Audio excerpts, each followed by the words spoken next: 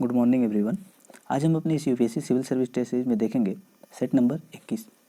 इसमें ज्योग्राफी से कुल 15 क्वेश्चंस हैं जो कि सिलेक्टेड हैं, मतलब अलग अलग एग्जाम में पूछे गए हैं और कुछ अपने तरफ से बनाए गए हैं। हम आगे बढ़ें, आप इससे पहले इस चैनल को सब्सक्राइब कर लिए जिससे आपको नोटिफिकेशन नेक्स्ट टेस्ट का मिल जाए।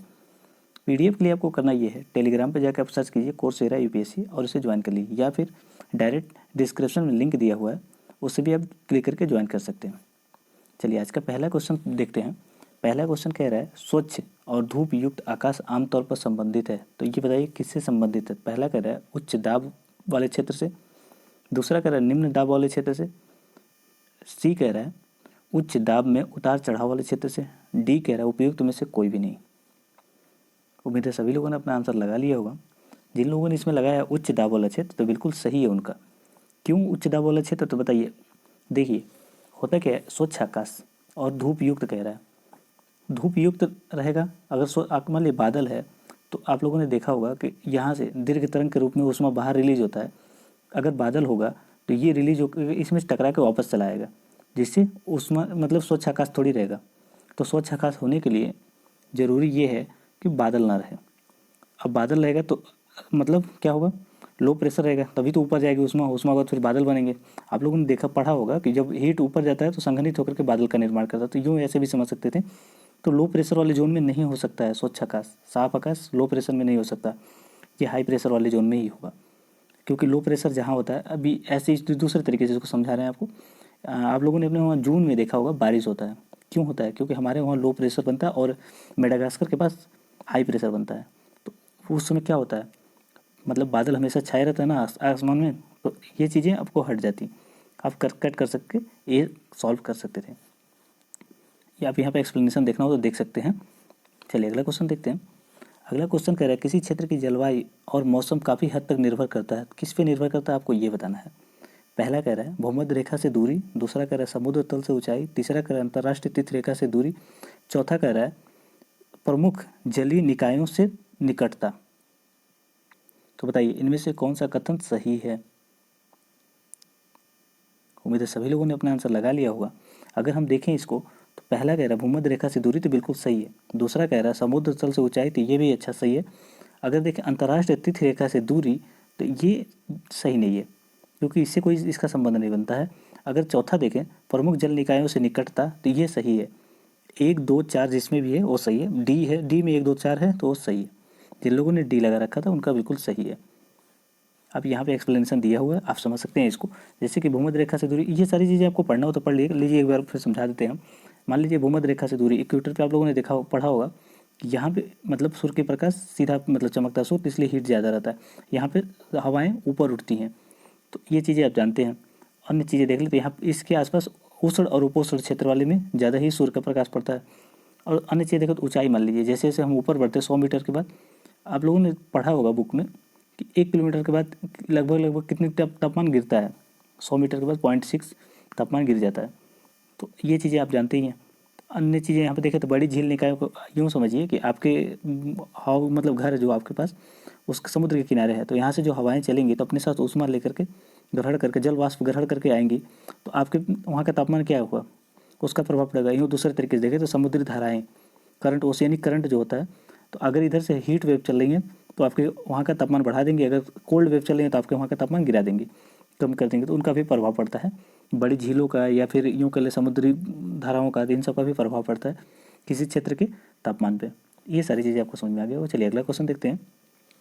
अगला क्वेश्चन कह रहा है पृथ्वी विकास के दौरान इसके प्रारंभिक वायुमंडल में निहित तत्व होते हैं, बताना है इसमें से पृथ्वी जब विकास हुआ उस समय कौन कौन से तत्व विद्यमान थे। पहला कह रहा है नाइट्रोजन, जल वाष्प, दूसरा कह रहा है नाइट्रोजन, तीसरा कह रहा है कार्बन डाइऑक्साइड, चौथा कह रहा है मीथेन, पांचवा अमोनिया और छठवां कह रहा है निम्न युक्त ऑक्सीजन, मतलब ऑक्सीजन की मात्रा थी लेकिन कम थी। तो बताइए इनमें से कौन सा कथन सही है। उम्मीद है सभी लोगों ने अपना आंसर लगा लिया होगा। जिन लोगों ने डी लगाया उनका बिल्कुल सही है। ये सारे तत्व उस समय विद्यमान थे, बस इनका मात्रा डिफरेंट था, वर्तमान जैसा नहीं था। जैसे कुछ समय ऑक्सीजन की मात्रा बहुत कम थी, तो ये सारी चीज़ें थी लेकिन कम मात्रा में थी। यूँ नहीं कह सकते कि इसमें से कोई भी नहीं था, सारी मात्रा मतलब सबकी मात्रा थी उसमें मौजूद।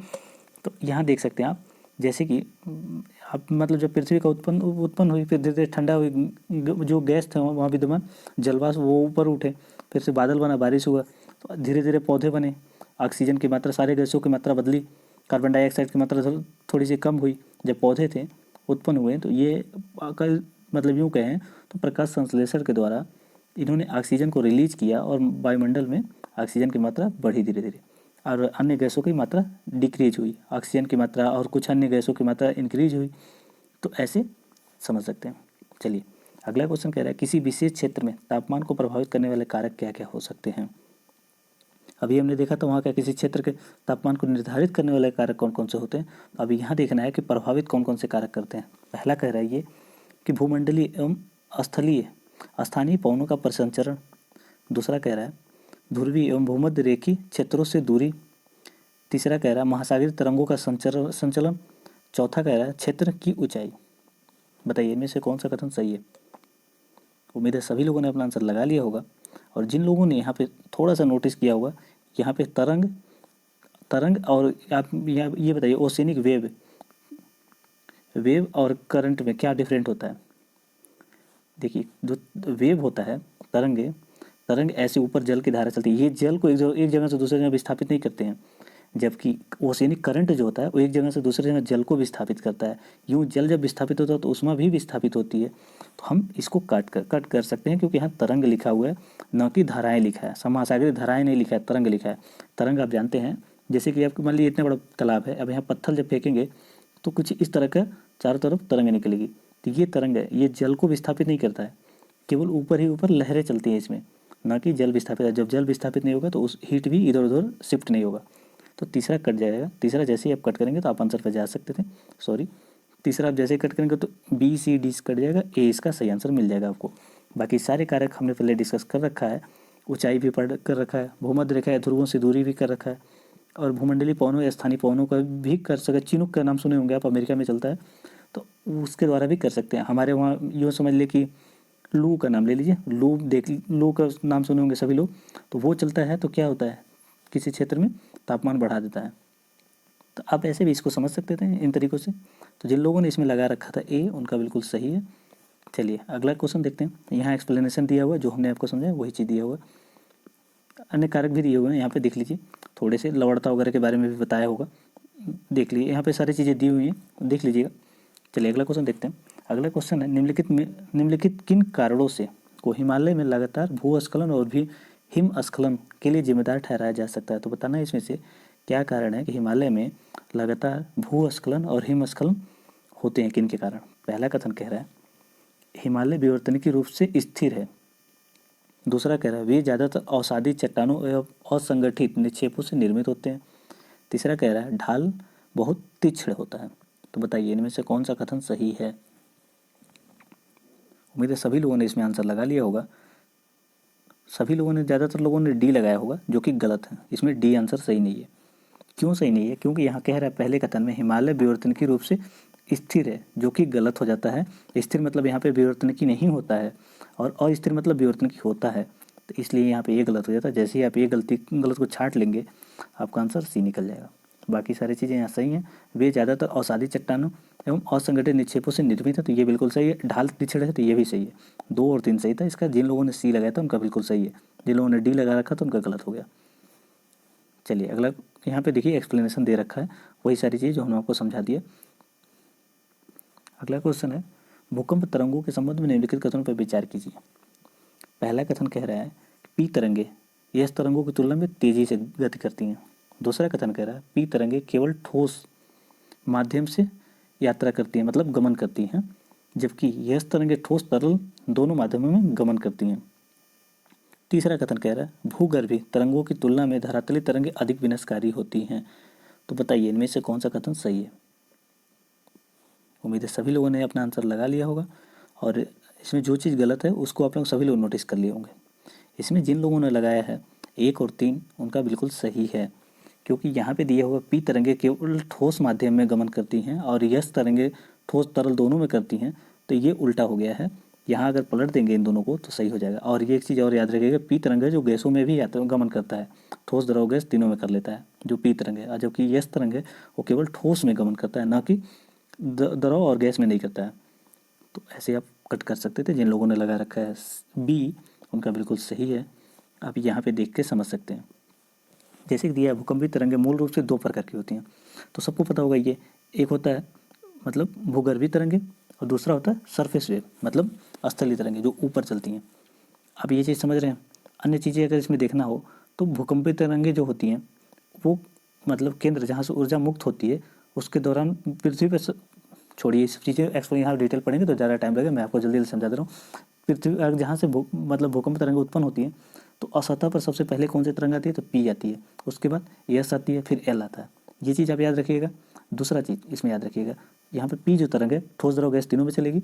एस तरंग जो है वो केवल ठोस में चलेगी, एल तरंग जो है वो केवल सतह पे चलेगी। इसको लव वेव भी बोलते हैं। ये सबसे ज़्यादा विनाशकारी होती है।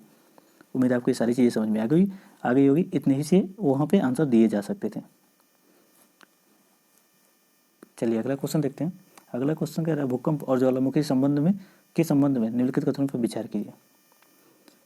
पहला कथन कह रहा है भूकंप आमतौर पर ज्वालामुखियों के साथ उत्पन्न होते हैं। दूसरा कथन कह रहा है ज्वालामुखी केवल वहीं आते हैं जहां महासागरीय क्रस्ट से टकराते हैं। तीसरा कथन कह रहा है कि ज्वालामुखी सल्फर के सबसे अच्छे स्रोतों में से एक है। तो बताइए इनमें से कौन सा कथन सही है। उम्मीद है सभी लोगों ने सही आंसर लगाया होगा। जिन लोगों ने इसमें लगा रखा होगा 1 और 3 उनका बिल्कुल सही है। क्यों? क्योंकि यहाँ कह रहा है कि केवल, पहली बात तो आप जब भी यूपीएससी में देखिए केवल शब्द तो थोड़े से अलर्ट हो जाइए। और यहाँ पे दिया महासागरी और महाद्वीपीय महासागरी दिया है। महाद्वीपीय महासागरी दिया है, केवल महाद्वीपीय महासागरी के टक्कर से ही उत्पन्न होता है। तो ये चीज़ गलत है। जब महासागरी प्लेटें भी टकराती हैं तो भी ज्वालामुखी वहाँ से उत्पन्न होता है। तो ये चीज़ कहना गलत है। और एक चीज़ आप याद रखिएगा, जब महाद्वीपीय टक्कर होता है तो ऐसा कुछ भी नहीं होता है। क्यों? आप एक चीज़ नोटिस किए होंगे, जब हिमालय हमारे वहाँ हिमालय के रीजन में कहीं ज्वालामुखी का नाम सुनते हैं आप? कहीं भी नहीं सुनते हो। क्यों नहीं सुनते? क्योंकि दोनों महाद्वीपीय प्लेटें हैं और इतनी ज़्यादा नीचे क्षेपित नहीं होती हैं कि उनको पिघल करके और मैग्मा के रूप में बाहर रिलीज हो। इसलिए हिमालय में कहीं भी ज्वालामुखी देखने के लिए नहीं मिलता है। आप उसके थ्रू भी इसको समझ सकते थे। तो यहाँ पे दिया था केवल महासागरी और महाद्वीपीय, तो ये गलत हो जाता है। महासागरी प्लेटें भी टकराते हैं तो भी ज्वालामुखी निकलता है। बाकी 1 और 3 सही है, क्योंकि जो ज्वालामुखी होता है सल्फर के सबसे अच्छे स्रोत हैं, तो ये बिल्कुल सही है। यहाँ पे सारी डिटेल दिए हुए हैं, देख लीजिएगा। हमने जो समझा दिया वही डिटेल वहाँ पे भी दिए हुए हैं। देखिए काष्ठ स्थलाकृतियों के संबंध में निम्नलिखित कथनों पर विचार कीजिए। आपको बताना है काष्ठ स्थलाकृतियों के संबंध में। पहला कथन कह रहा है ये सामान्यतः कार्बोनेट चट्टानों से निर्मित होती है। दूसरा कथन कह रहा है ये स्थलाकृतियाँ केवल उष्णकटिबंधीय समशीतोष्णीय वातावरण में पाई जाती हैं। मतलब दूसरा कथन कह रहा है कि उष्णकटिबंधीय और समशीतोष्ण वातावरण में ही पाई जाती हैं काष्ठ स्थलाकृतियाँ। तीसरा कथन कह रहा है विश्व की आबादी का लगभग 1/4 हिस्सा काष्ठ स्थलाकृतियों से आपूर्ति किए गए जल पर ही निर्भर है, मतलब 1/4 अर्थात 25%। तो बताइए इनमें से कौन सा कथन सही है। उम्मीद है सभी लोगों ने इसका आंसर लगा लिया होगा। ये थोड़ा सा टफ क्वेश्चन में आप डाल सकते हैं इस चीज़ को। क्यों? क्योंकि इसमें कुछ फैक्ट हैं जो एक नॉर्मल जीएस के स्टूडेंट को तो नहीं पता होगा, क्योंकि वो इतने छोटे बेसिक चीज़ों पर फोकस नहीं कर पाते हैं। चलिए वैसे भी देखिए, कोशिश करिए सही करने के लिए। इसमें जिन लोगों ने 2 को कट किया हुआ, 2 को माना यहाँ उष्णकटिबंधीय, केवल शब्द तो देखते ही आप लोगों ने अलर्ट हो गए होंगे। केवल शब्द के आधार पर उष्णकटिबंधीय और समशीतोष्णीय वातावरण, तो इसको कट कर लिया होगा तो उन लोग सही आंसर लगा लेंगे। देखिए 2 यहाँ पे ए में है तो ए कट गया, सी में है सी भी कट गया, डी में है डी भी कट गया, बचा हमारा बी इसका सही आंसर है। 1 और 3 सही था। क्यों सही है? क्योंकि ये अन्य जोन में भी पाए जाते हैं। जैसे कि मान लीजिए ये समशीतोष्ण क्षेत्र में भी पाए जाते हैं काष्ठ स्थल। आपको बता दें पहले काष्ठ स्थलाकृतियाँ क्या होती हैं। मान लीजिए एक बड़ा सा स्थलखंड है, अब यहाँ से जल आ रहा है, धीरे धीरे खूब सारे जल आ रहे हैं, तो यहाँ धीरे धीरे हल्का से छेद होकर निकलेंगे, तो यहाँ पे नीचे उल्टी लटकी हुई स्थलाकृति बनता है। ऐसे लटकी हुई चूने की बनती है, टुप टुप चूते हैं, मतलब इसमें बूंद बूंद चूते हैं पानी, तो यहाँ से स्थलाकृतियाँ बन जाती हैं। इसको काष्ठ स्थलाकृतियाँ कहते हैं। उल्टे मतलब शेप में बनी हुई होती हैं। आप इनको गूगल पे सर्च करके देख लीजिएगा काष्ठ स्थलाकृतियाँ को।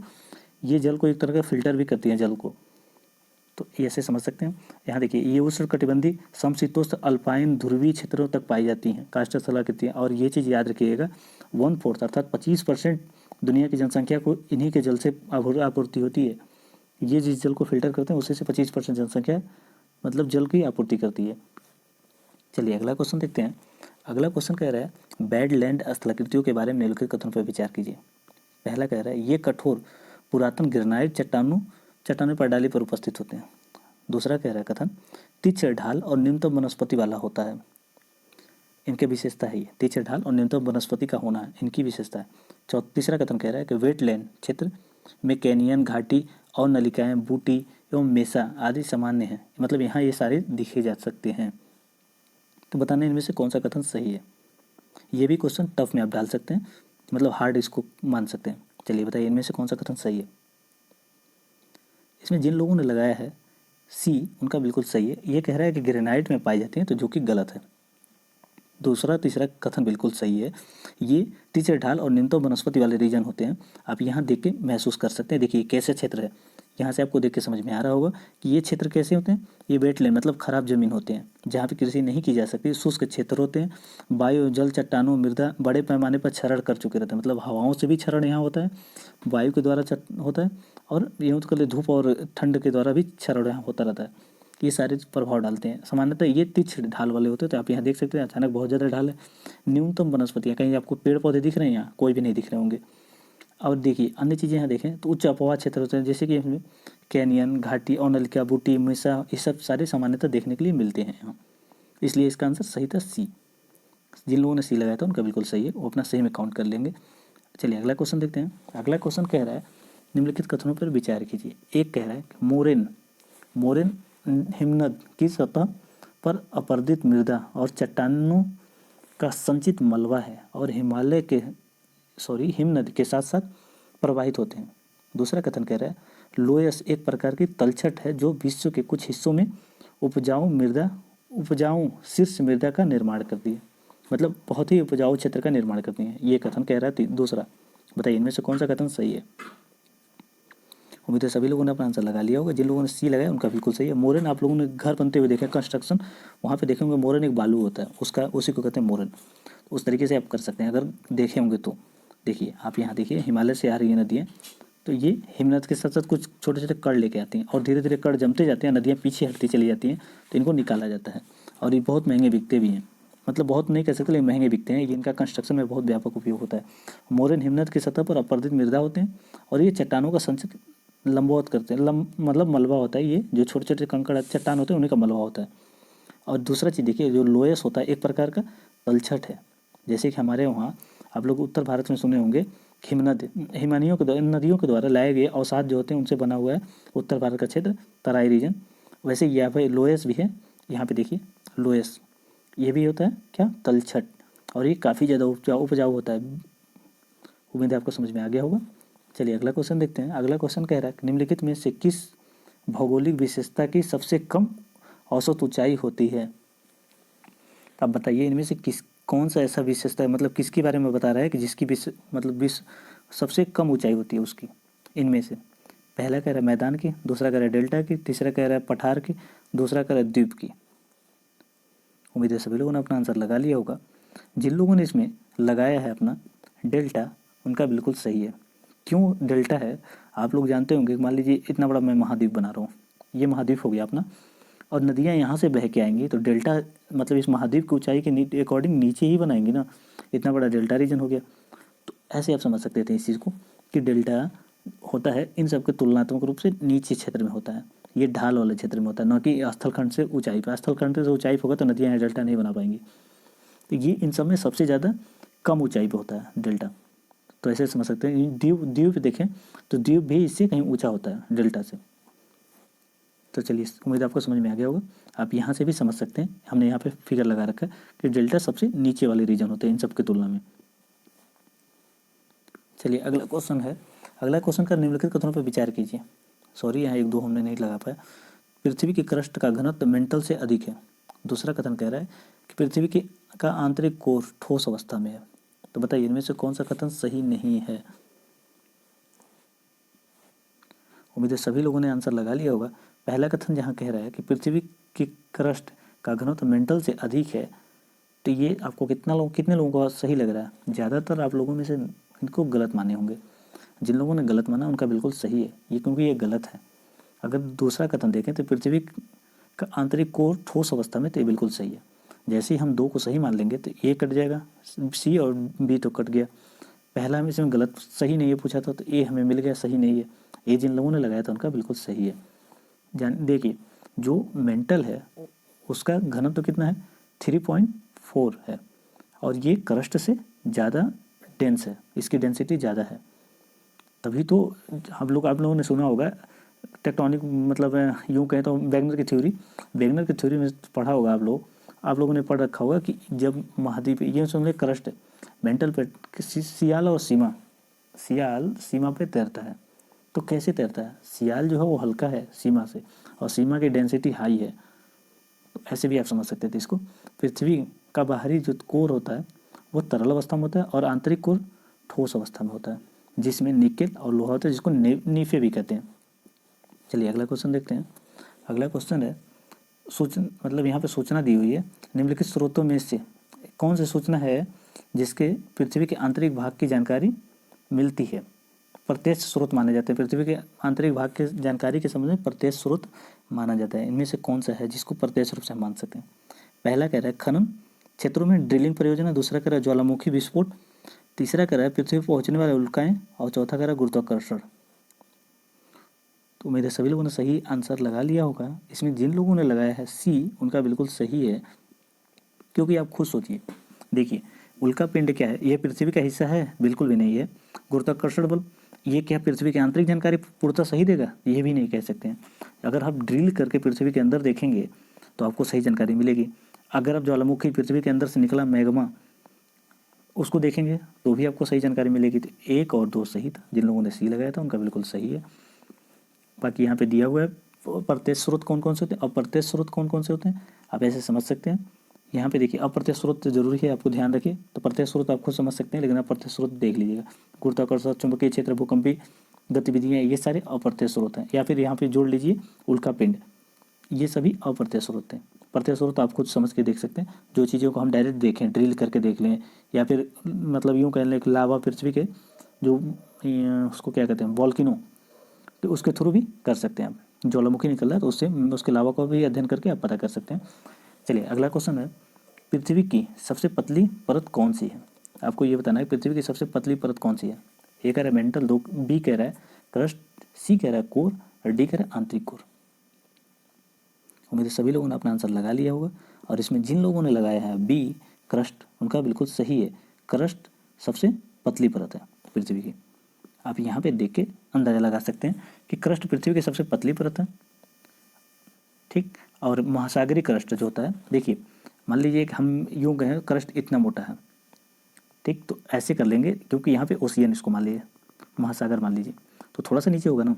तो इस रीजन को कह रहा है कि 5 से 10 किलोमीटर ही होता है। जो महासागरीय क्रस्ट होता है वो 5 से 10 किलोमीटर ही होता है, लेकिन यहाँ पे तो हिमालय वगैरह भी तो हैं, बड़े बड़े पहाड़, तो इसका 30 से 45 किलोमीटर मोटा ही होता है। 30 से 45 किलोमीटर किसका होता है, महाद्वीपीय क्रस्ट का। लेकिन वहीं अन्य चीज़ें देख लें तो अन्य चीज़ों का, जैसे कि मेंटल की मोटाई वो लगभग 2900 किलोमीटर होती है। उसके बाद सॉरी, इसकी मोटाई थोड़ी सी ज़्यादा होती है, 2900 से ऊपर होता है मेंटल का। आउटर कोर का 2900 है और इनर कोर का 5100 किलोमीटर है। अब इसका कभी कभी पूछ लेता है कि स्टेटस, किसका स्टेटस क्या है। जैसे क्रस्ट का तो सभी लोगों को पता होगा, ये तो ठोस ही है, सॉलिड है, तभी तो उस पर हैं हम लोग, और डेंस भी है। मेंटल का देखें तो ये प्लाज्मा फॉर्म में मिलेगा आपको, ना ठोस में मिलेगा ना लिक्विड में मिलेगा, प्लाज्मा फॉर्म में मिलेगा आपको। आउटर कोर देखा जाए तो आउटर कोर जो है ये क्या है, लिक्विड फॉर्म में है आउटर कोर, और इनर कोर सॉलिड फॉर्म में मिलेगा आपको। उम्मीद है आपको समझ में आ गया होगा। चलिए अगला क्वेश्चन देखते हैं। अगला क्वेश्चन और आज का लास्ट क्वेश्चन है, निम्नलिखित कथनों पर विचार कीजिए। पहला कह रहा है पृथ्वी के मेंटल के अधिकांश हिस्से मैग्मा, मतलब पृथ्वी का जो मेंटल है उसके अधिकांश हिस्सों में मैग्मा पाया जाता है, पहला कथन कह रहा है। दूसरा कथन कह रहा है मैग्मा खनिजों का मिश्रण होता है और इसमें कुछ मात्रा में गैसें भी मौजूद होती हैं। तीसरा कथन कह रहा है पृथ्वी की क्रस्ट के नीचे उच्च दाब होने के कारण मैग्मा ठोस अवस्था में होता है। तो बताइए इनमें से कौन सा कथन सही है। उम्मीद है सभी लोगों ने अपना आंसर लगा लिया होगा। जिन लोगों ने इसमें ए लगाया है उनका बिल्कुल सही है। अब आप बताइए ए क्यों लगाए हैं। तो उम्मीद है सभी लोगों ने ए इसलिए लगाया होगा क्योंकि जब उच्च दाब रहेगा, उच्च ताप रहेगा, तो मैग्मा किस अवस्था में रहेगा, तरल अवस्था में रहेगा, ना कि ठोस अवस्था में। यहाँ ठोस दे रखा है इसलिए गलत हो जाता है। तीन जैसे आप कट करेंगे तो बी सी डी तीनों कट जाएगा, ए इसका आंसर सही निकल जाएगा। बाकी सारी बातें यहाँ पे दी हुई सही है। आप यहाँ पे भी समझ सकते हैं, जैसे कि पृथ्वी के क्रस्ट का जो नीचे का होता है, मतलब उच्च दाब के कारण तरल अवस्था में मैग्मा पाया जाता है। बाकी सारी बातें हमने समझ रखा है पिछले क्वेश्चन में। ये सीरीज़ देखने के लिए धन्यवाद। अगर सीरीज़ पसंद आया हो तो लाइक कीजिए, और आपने कितना क्वेश्चन इसमें अपनी मर्जी से सही कर लिया उसको जरूर कमेंट में बताइए, क्योंकि इसमें थोड़े से क्वेश्चन टफ थे तो इसका कट ऑफ हम 7 रखते हैं। थोड़े से ज़्यादा ही टफ थे क्योंकि वो ज्योग्राफी के ऑप्शनल वाले ही बच्चे आसानी से कर पाएंगे, और अदरवाइज जीएस वालों के लिए थोड़े से टफ हो जाएंगे, तो हम 7 इसको रखते हैं। अगर आपने 7 सही कर लिया तो आप यूपीएससी में ऐसे क्वेश्चन कर लेंगे। इतने टफ क्वेश्चन यूपीएससी नहीं पूछती। इसमें से लगभग 10-12 क्वेश्चन हमने आसान रखे थे यूपीएससी के लेवल के, बाकी 4-5 क्वेश्चन यूपीएससी से थोड़े से टफ थे। चलिए